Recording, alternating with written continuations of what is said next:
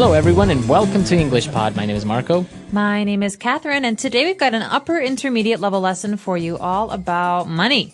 That's right. We are trading money. We're actually negotiating in this very popular topic nowadays, the whole foreign exchange market. Okay, so we're talking about currency, which is the money of different countries. For example, the currency of Ecuador is... the US dollar. Yeah. Hard to believe, but true. I'll tell you all about it later. Okay. Well, the currency of America is also the US dollar. So with that in mind, let's listen to today's dialogue.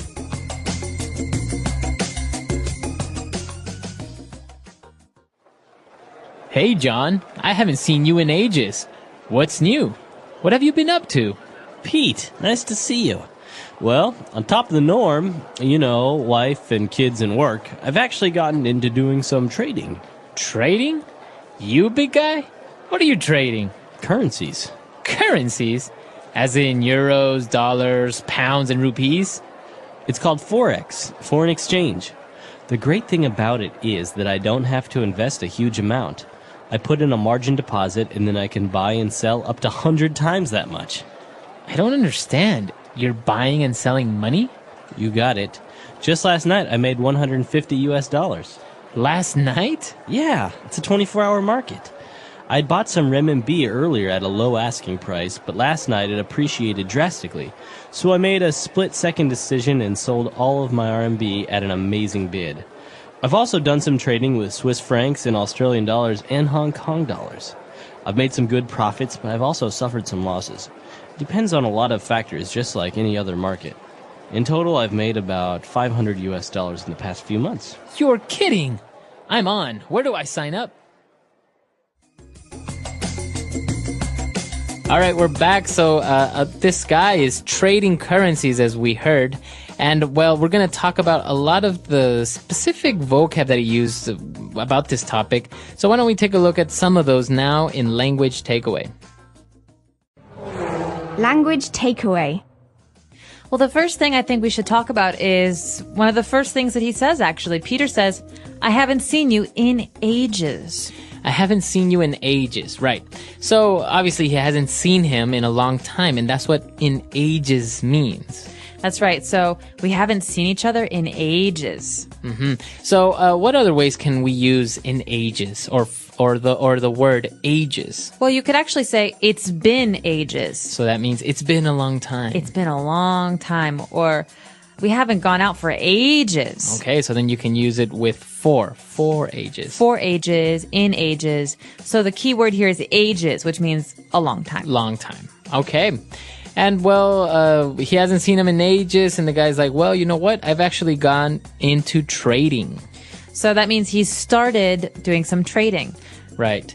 Now, trading is a very broad word because you can trade, as in this case, currencies, which is basically to buy and sell currencies. But you could also trade stocks, right? Mm-hmm. You can trade stocks, or even people that are involved in import-export. They are involved in trading. Trading. So basically, trading is buying and selling something. Right. So you're trading. You are exchanging a product for money, or money for a product. But the difference is you're not actually making any products. Right. Mm-hmm. Okay, so that's called trading. You're not really manufacturing anything. You're just exchanging goods and services and money. All right, so that's for trading. Now, moving on, he was explaining how the foreign exchange market works, and he says, I don't have to invest a huge amount. I put in a margin deposit, and then I can buy and sell up to 100 times that much. So, Marco, here's the question. What is a margin deposit? Because a deposit is basically money that you invest somewhere or that you pay in. Right. Well, basically, a margin deposit is like a percentage. So he basically puts in a percentage of what he intends to buy. So, for example, a margin deposit of $1,000 might be $1 or $10. Okay, so maybe if it's $10, you're talking about a 1% margin. Mm-hmm. Exactly. So that's what he means by a margin deposit, and that's why he explains that you don't have to have a large amount of money in order to trade in the foreign exchange market. You just put in a margin deposit, and then you can work around that.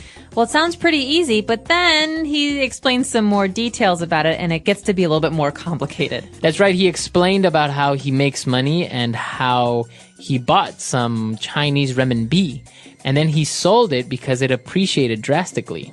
So he bought it when it was cheap and he sold it when it was expensive. So the price changed. Right.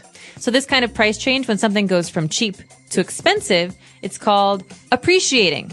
Appreciation. So the verb is to appreciate. It's very different from using it in the sense of you appreciate someone, right? Like, oh, I really appreciate you. Yeah, no, it's very different. We could say this about most goods or investments. For example, my parents bought a house in 1970, and the value of the house has really appreciated over the last 40 years. So now the value is much, much greater. And actually, just mentioning it while we're on the topic, to appreciate, as you say, is something becomes more expensive. The opposite, when something becomes cheaper or maybe the value goes down, is to depreciate. Depreciate. So that D at the beginning means it's going down. Right. Okay, and moving on to our last word for language takeaway. So when he was talking about selling the Chinese currency, he said that he sold it at an amazing bid. Okay, let's talk about bid here. B-I-D, bid. What does this mean? So to bid is to place an offer for something. Okay, so for example, at an auction, when someone is selling many old objects or some art, I can bid $100. Right. And maybe someone doesn't accept my bid. But if they do accept my bid, then I pay for it. Right. So basically, a bid is just another way of saying an offer. You're offering a certain amount of money for that product or that service. And you see it a lot, for example, on eBay, right? That's right. So eBay is an auction website, basically. And someone who's selling someone can see many, many bids, and they select the best bid. Exactly. So that's what a bid is. So that's all we have for language takeaway. Let's move on now to Fluency Builder. Fluency Builder. Marco, what have you been up to lately? I never see you. All right. This is actually a very common sentence. What have you been up to? But most English learners don't really understand what it means. Well, this is a really interesting point because I say this all the time. This is very native, very colloquial. What have you been up to? It's almost the same as saying, what's up? What's up? Or where have you been recently? What have you been doing recently? Right. How's your life? Right. So this part, up to, what have you been up to? It doesn't really say much if you translate it literally. But basically it's, what have you been doing? What have you been spending your time on? So to be up to means to do something, to do. Right. And there are many other definitions of up to, but in this case, what have you been up to means that. What have you been doing? So next time you see a friend you haven't seen in a week or two, you can say, what have you been up to? All right. And John answers, well, you know, on top of the norm, wife, kids, and work. That phrase right there, on top of the norm. Well, the norm here means the normal. That means basically normal life. I've been working, I've got my kids, my wife, on top of the norm. Just life is normal. Right. So the norm are the wife, kids, and work. On top of that, I'm actually getting into trading, right? So the normal situation, the normal life is wife, kids, and work. And then he's saying, on top of that, I've actually been doing this. Exactly. Okay. And now moving on to when he's explaining again the market and the currencies, he talked about an asking price. Okay, asking price. This is, remember we were talking about bids? We could say that someone has an asking price, which is the price they would like to receive for an object or a service that they are selling. And so, for example, I'm going to sell my desk. My asking price is $100, $100. Maybe you don't want to pay that much, but my asking price is the way that I'm going to start. That's how much I want for it. Right. So that's your asking price. That's how much you ideally want to sell it for, but you can negotiate. You are willing to accept maybe a lower offer. Exactly. Okay. And what is our last phrase? A split-second decision. This is really, really important. These words go together very often. Split second and decision. Okay. So that basically means that you made a very quick decision. That's right. Split second. Very fast. It's almost like it's less than a second. And so a split second decision means a decision in no time. It's very, very quick. So we can actually mix split second with other things, right? For example, so maybe you can say he reacted in a split second and avoided the crash. Okay, so good for him. He reacted quickly enough to avoid the accident. That's right. So split second, very fast, very quickly. A split second decision, a decision that was made very fast. Okay, so that's all we have for Fluency Builder. Why don't we go back, listen to this dialogue one more time, and we'll be back to talk a little bit more.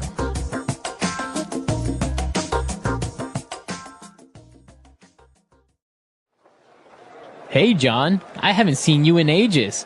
What's new? What have you been up to? Pete, nice to see you. Well, on top of the norm, wife and kids and work, I've actually gotten into doing some trading. Trading? You, big guy? What are you trading? Currencies. Currencies? As in euros, dollars, pounds, and rupees? It's called Forex, foreign exchange. The great thing about it is that I don't have to invest a huge amount. I put in a margin deposit and then I can buy and sell up to 100 times that much. I don't understand. You're buying and selling money? You got it. Just last night I made $150. Last night? Yeah, it's a 24-hour market. I'd bought some renminbi earlier at a low asking price, but last night it appreciated drastically. So I made a split-second decision and sold all of my RMB at an amazing bid. I've also done some trading with Swiss francs and Australian dollars and Hong Kong dollars. I've made some good profits, but I've also suffered some losses. It depends on a lot of factors, just like any other market. In total, I've made about $500 in the past few months. You're kidding. I'm on. Where do I sign up?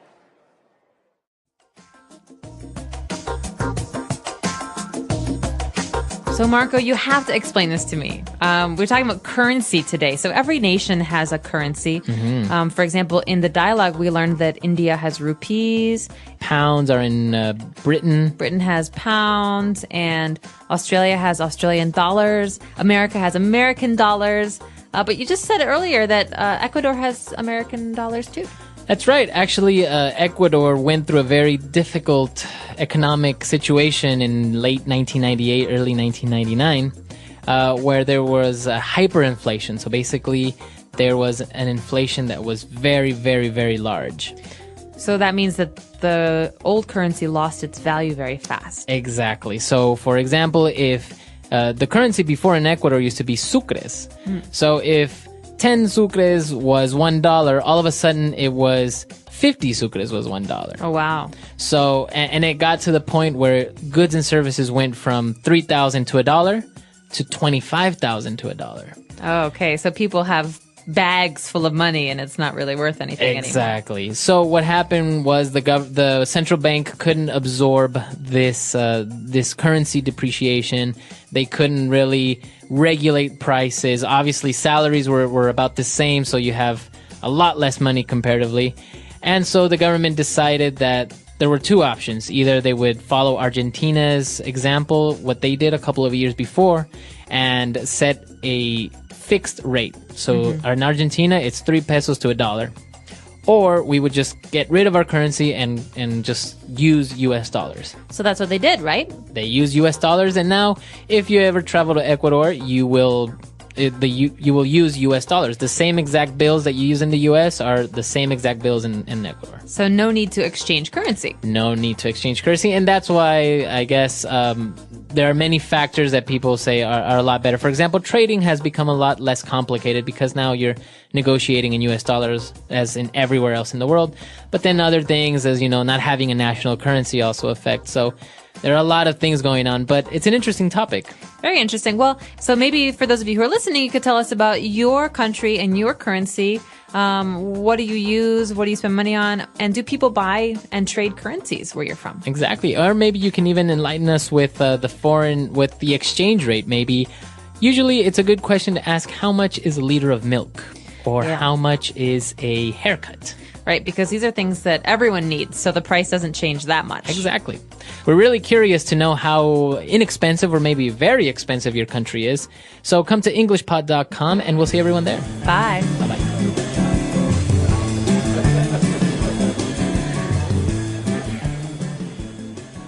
Are you looking for an easy and fun way to learn English?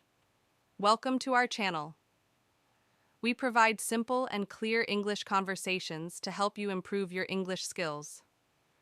Whether you are a beginner or want to get better at speaking, listening, reading, or writing, our channel is the perfect place for you. Our channel offers real-life English conversations on different topics, making it easy to understand and learn new words and phrases. By listening to our podcast, you will get better at pronouncing words correctly, understanding native speakers, and building confidence in speaking English. Each episode is designed to help you learn naturally without stress. By following our channel, you will notice a big improvement in your English skills. Our content is simple, clear, and useful for everyday conversations. Whether you're at home, walking, or relaxing, you can listen anytime and keep learning. The more you listen, the faster you will improve. Why should you subscribe? Because our channel helps you learn English in an easy and enjoyable way. You will hear different topics, practice new words, and understand English better. We make learning fun and stress-free, so you can feel confident using English in real life. Don't wait. Subscribe now and start your journey to better English. Turn on notifications so you never miss a new lesson. Like, comment, and share with others who want to learn English too. Let's learn together and make English easy and fun. The English Pod Audio Review. Listen to the meaning, then say the vocabulary word. Something is usual or expected. Norm. The money that a country uses. Currency. The sum of money required to reinstate. Margin deposit. Taking effect rapidly. Drastically. Very quickly, just a second. Split second. An offer to pay a particular amount of money. Bid. Let's try that faster. The sum of money required to reinstate. Margin deposit. Something is usual or expected. Norm. Very quickly, just a second. Split second. An offer to pay a particular amount of money. Bid. Taking effect rapidly. Drastically. The money that a country uses. Currency. Now say the word and hear it in a sentence. Norm. What's the norm in this company concerning protocol? Norm. This is the norm, so you'd better get used to it. Norm.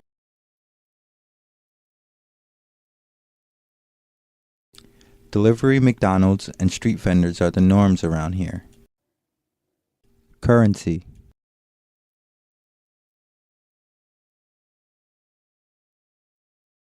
Before I went to France, I had to change some of my Canadian currency into euros.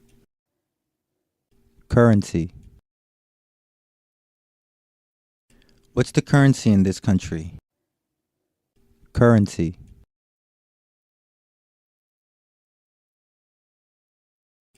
My country's currency is worth next to nothing in USD. Margin deposit.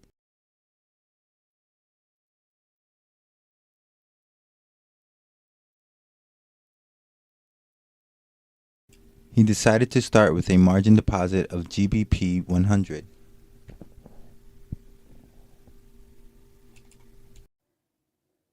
Margin deposit.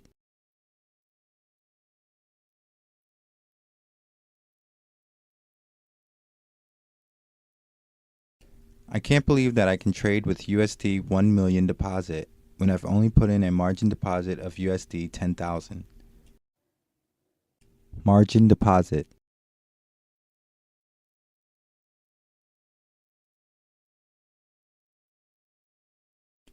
One has to be careful with trading using a margin deposit because the risk of losing more money than one has are high. Split second.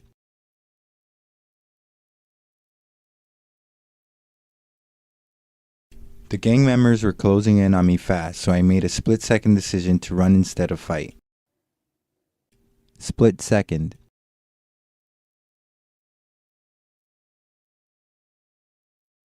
My heart pounded as I made a split-second decision and took hold of her hand. Split second.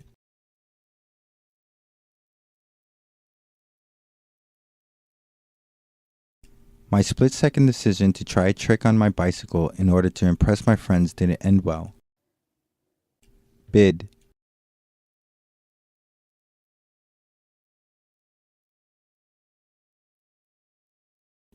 The current bid ask for EUR USD is 1.3998-79.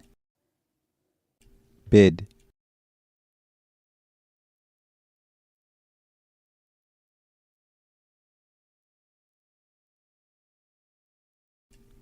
I bought euros at an ask of $1.4235 and sold British pounds at a bid of $1.5001.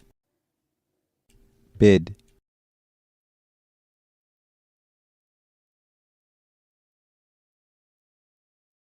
The bid for Japanese yen and the ask for Hong Kong dollars are really good right now if you trade in US currency.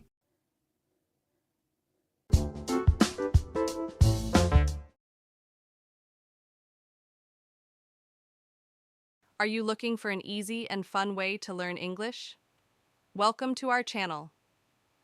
We provide simple and clear English conversations to help you improve your English skills. Whether you are a beginner or want to get better at speaking, listening, reading, or writing, our channel is the perfect place for you.